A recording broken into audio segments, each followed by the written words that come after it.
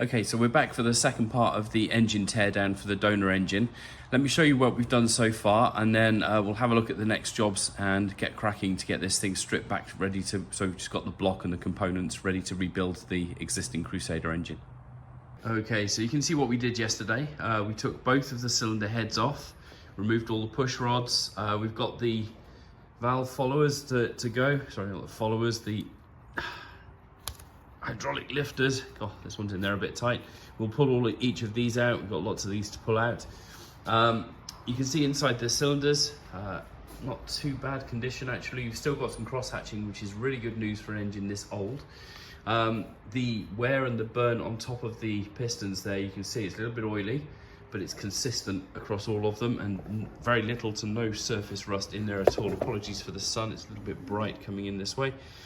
And you can see those cylinders are looking pretty good. So the plan for today is to have a quick look at getting the rest of the components off and getting this stripped down. I want to turn it over on the engine stand here and then start removing some of the ancillary things, the starter motor.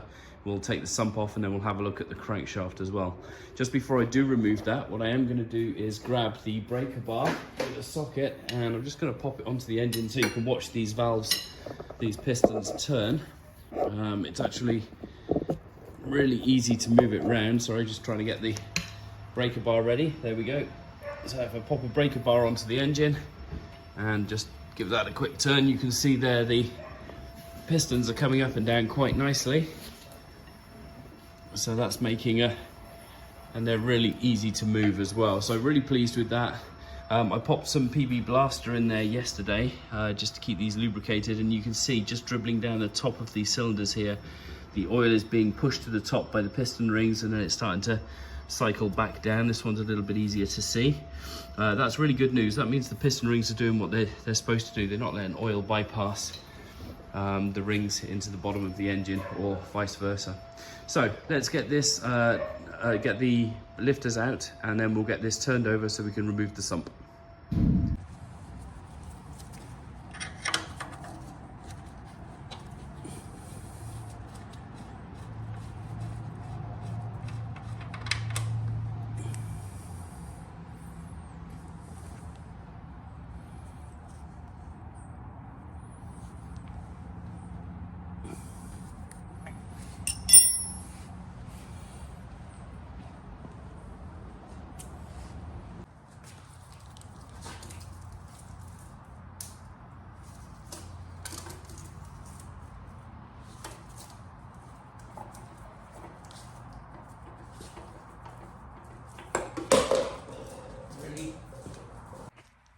Well, it's been a couple of days since I was last at the engine block. I've got it rotated now, so the plan is to remove the sump and start taking some of the internals apart. So before we do that, we need to take off the engine mounts and any of the ancillaries around the outside of the block. So we'll get that done first.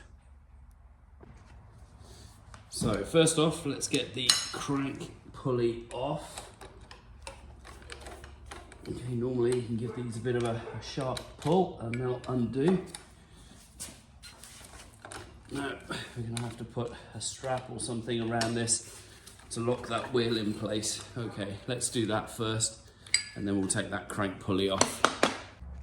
Okay, so one thing I do have in my toolkit is a really large wrench for taking off, I guess, pulleys or maybe really big oil filters and things. But that will actually lock around there really tightly. So I'm going to try that first, and we'll see if we can get these bolts to just loosen up, and then we can take them off using the impact driver. So let's try this first. Oh, that works perfectly. Okay. Well, you never know what you've got in the toolkit, do you, until you need it. So always good. Yeah, perfect. And the last one. Try and take these sockets off. And get that one onto there. There we go. Perfect, okay. Right, put that on the impact and let's back these out. One, two,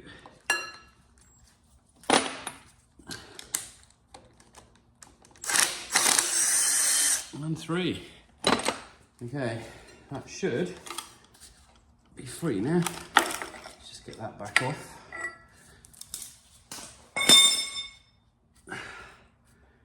Okay, and it looks like I need to take the crank pulley out of here as well. Let me just show you. So we've taken these 3 out. We just got that crank bolt to undo as well. So again, what I'll do is put a socket on. I'll put that sort of pipe wrench thing on there as well, and we'll see if we can turn that out. So let's get ourselves organized. Okay, so I've got a socket on there. I've got the wrench holding the pulley in place, which is actually attached to the crank. So hopefully, there we go. Oh, that's turning nicely. Okay, and again, pop that onto the impact. We'll back out the, oh, there we go. We'll back out that bolt and see where we go.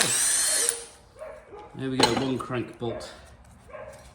Withdraw that completely. So this should be free to, there we go, free to come off. And of course, don't forget, we've got our crank bolt and a lot of sealant around there. I wonder if this engine has been leaking oil in the past and someone's put some RTF or something around there to try and stop that from seeping out the front. There's a lot of RTF holding that in place. Okay, and you can see where I've released it now. I've released the seal on there as well, so we've got a bit of oil coming through. That's no bother. We're not keeping this part to the engine. That's not the part we need. Okay, so one of the things that I need to do is remove this harmonic balancer. Now, if you take a quick look at it, we've got an iron ring on the inside, we've got a rubber ring, and then again, another iron ring on the outside with some drill holes to balance it. What this does is it takes the vibration out of the crankshaft as it spins around, and the rubber obviously acts as a dampener. Now, if we were to put a normal hub puller on there and try and pull that back, because we've got rubber in between these 2 metal rings, it's likely going to tear the rubber and we'll end up in a real mess. What we need is some sort of puller that we can bolt to the actual inner ring, and then as we turn the turn the center against the crank there, it will withdraw the whole ring and we leave the outside ring alone. Now, I'm not sure this is the right tool for it. It seems to certainly fit the task. I've got some threaded bolts that have got a fine thread on there that seem to fit into these 3 holes. So at risk of getting this completely wrong, I'm just going to give this a go and see what happens. That's actually the wrong size bolt, so that was a good start. Let's try again. Try with the right size bolt. There we go. Okay, so there's 1. Let's do the same on the next one, and then I will grab a 3rd bolt and we'll get ourselves set up so that we've got plenty in there before we start to crank on this. So bear with me 1 second while I grab another bolt and then we'll pull this off. Okay, I feel like in a past life I might have done this before because I seem to have the right bolts to fit this, but I don't recall it. So maybe it's something else, probably on a boat. Let's have a look. Okay, so we'll get those threaded in, lots of threads. Having a fine thread as well is good. I want to get them so they're fairly even. What I want is an even pull on this. So just back that one back out a bit further, a little bit too far there. That one needs to go in a bit. So what I'm looking for is a nice even pull. Might need to wind that in just a tiny bit. Let's grab the right size socket. And we can wind that in. I believe it's a 14. It is. There we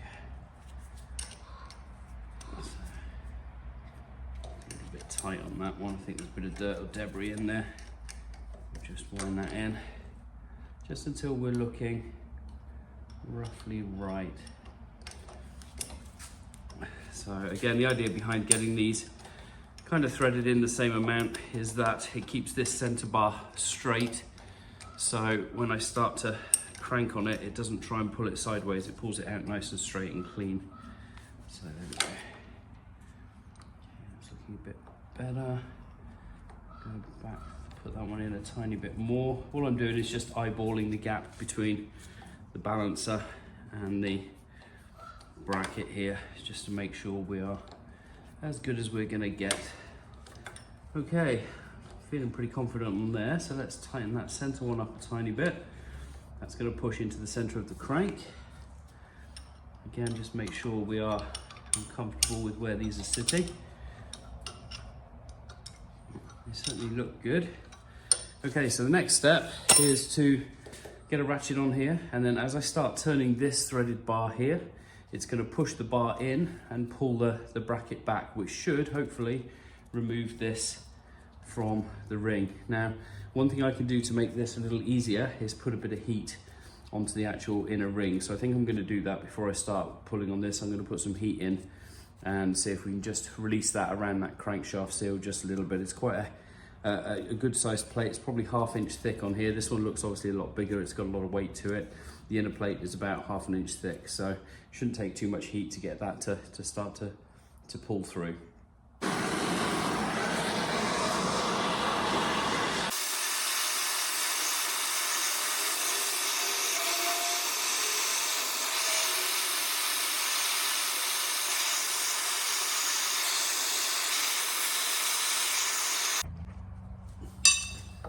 Okay, so let's add some heat on it. Let's see if we can get this wound up a bit better. Let's put some pressure on it first.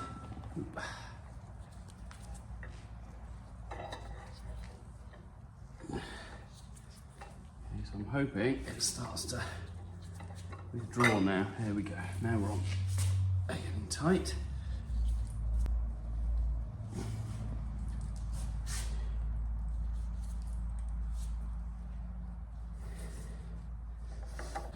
There's a lot of pressure on here, but it doesn't seem to be withdrawing far, if at all.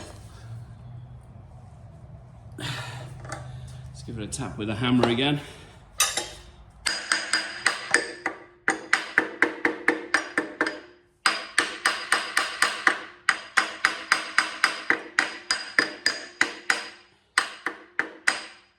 So what I'm doing is just taking a look at the distance between the edge of the wheel and the timing marks here.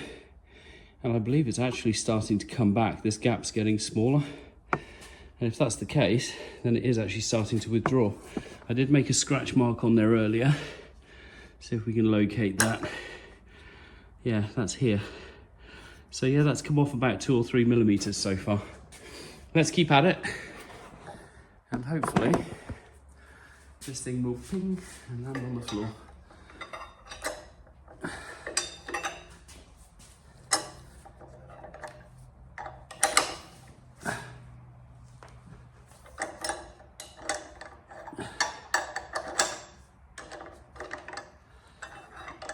That's what we're pulling it off. So it's working. A few more turns and we should be in a position where it pops straight off. I hope.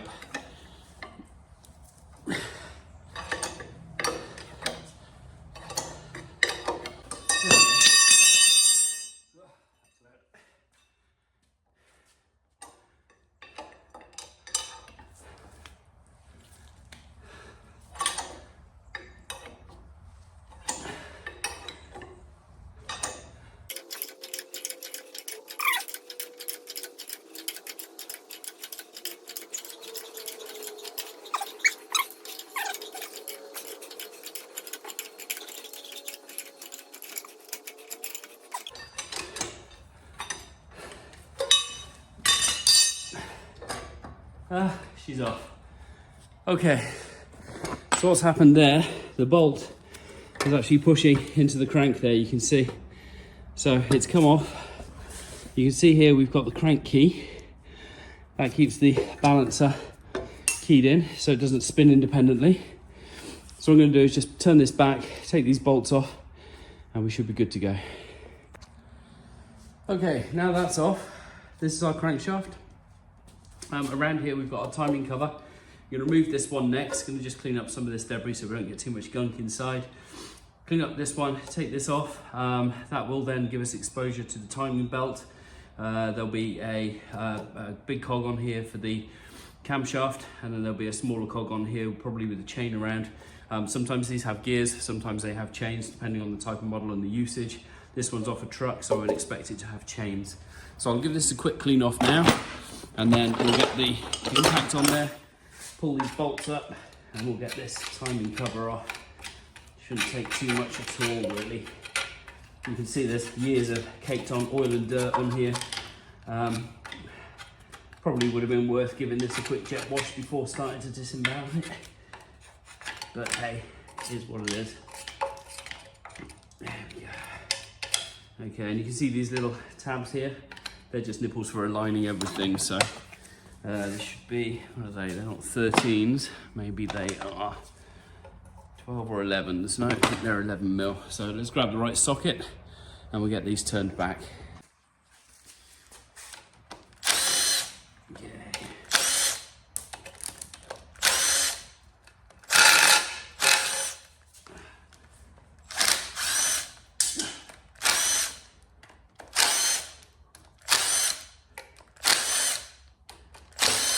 So those are actually 3/8 or 10 mil. That's all of them around the timing cover.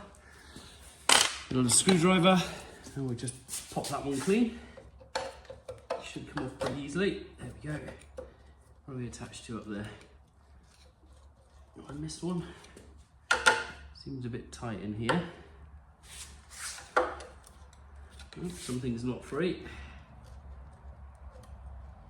And there's no more bolts around there. Let's just check this side. Is that any different? Yeah. Okay, so what it might be is some of the goop that goes around between the sump and the seal. They might have put some RTB on there, so I'm just going to give that a bit of a wiggle and see if we can free them up a little bit. If it feels like it's not going to go, then I will stop and we will remove the sump next. It feels a bit stuck in there. Just put a screwdriver down between the two seals and just twist it, see if it frees up a little bit. There is a bit of a gap, but it doesn't seem to be as big as one might expect. Oh, there we go, here we go.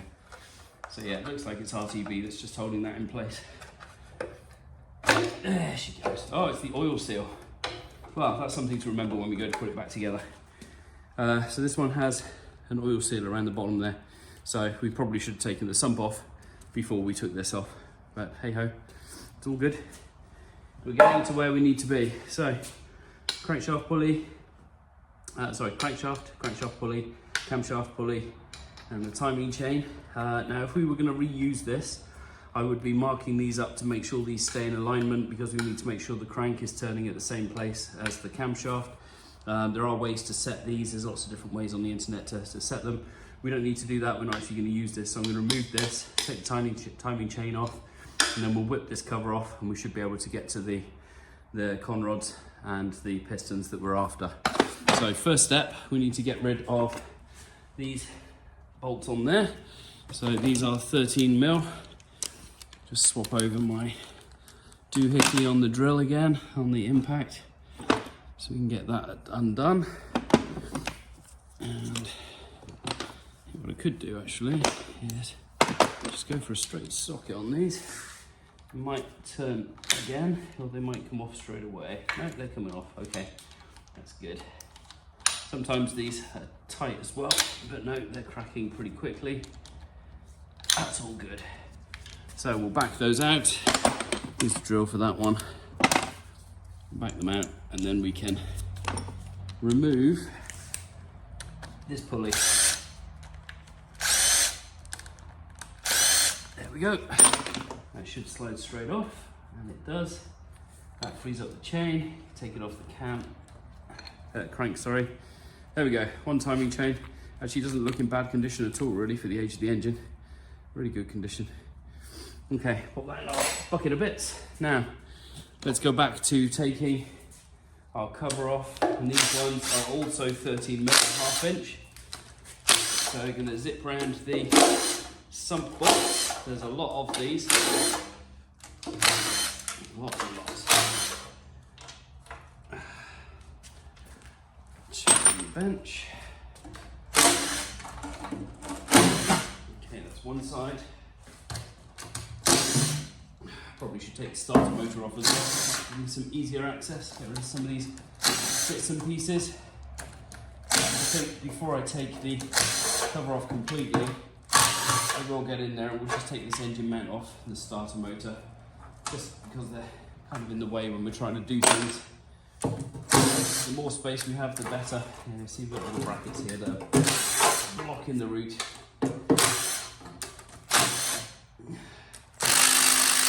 She's on there tight. Okay, right, let's take the bracket off.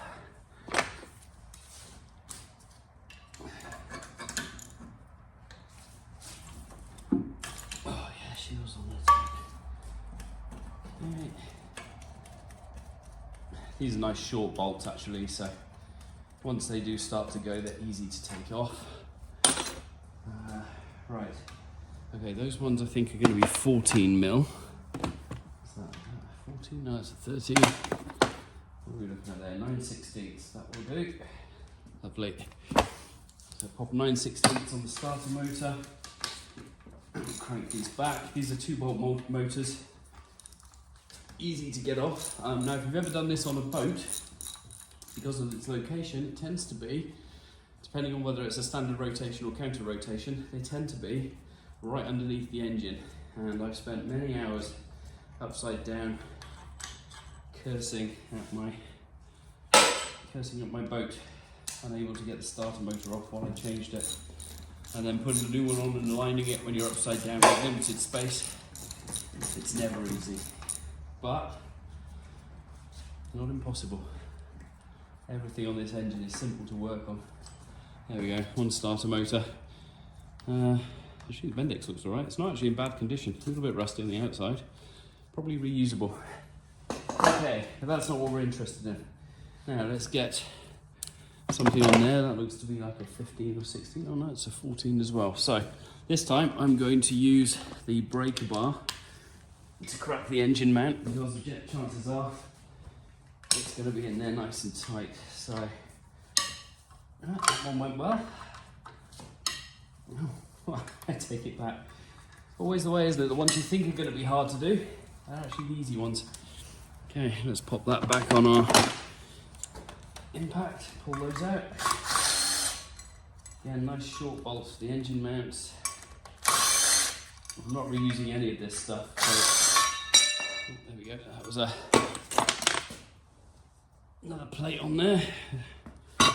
Okay, so the engine off. Sorry, the engine mounts off.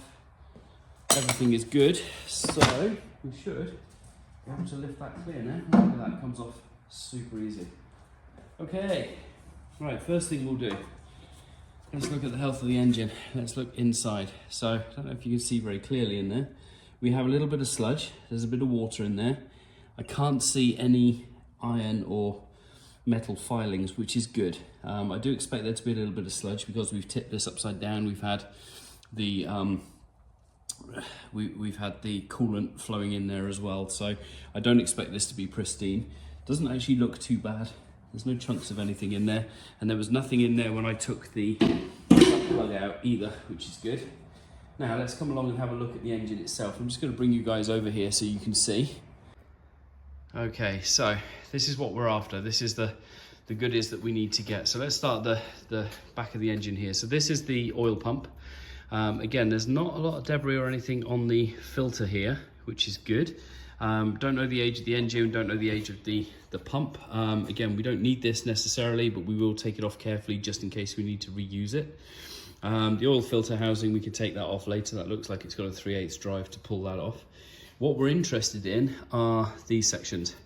So these are our con rods, one for each piston. There's obviously 8 in this, and these are our main bearings. We will be taking all of this off, and once these are all released, we should be able to lift the crankshaft out. We can undo all of these bearings, the bearing end caps on the con rods.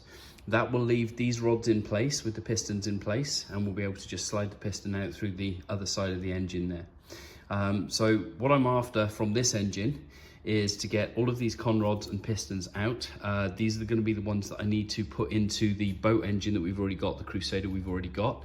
So the process we're going through here, taking these out, I need to do exactly the same thing on the boat inside the cabin. Obviously doing this in the shop with an engine stand and lots of space. and light is good. Trying to do this in the cabin is going to be really difficult. I'm going to have to make some sort of temporary gantry out of wood and using my chain puller to actually lift the engine block out. Even though this is stripped down, this thing is incredibly heavy. I would be surprised if I could lift it on my own. It's a big block Chevy, and it's not something I really want to try and lift. So we're going to have to do this using a chain block. We'll get it up into the sole of the cabin. We'll put some plywood and planks down to actually rest it on. We'll have it upside down, and we'll go through this exact same process to take the internals out of the existing block.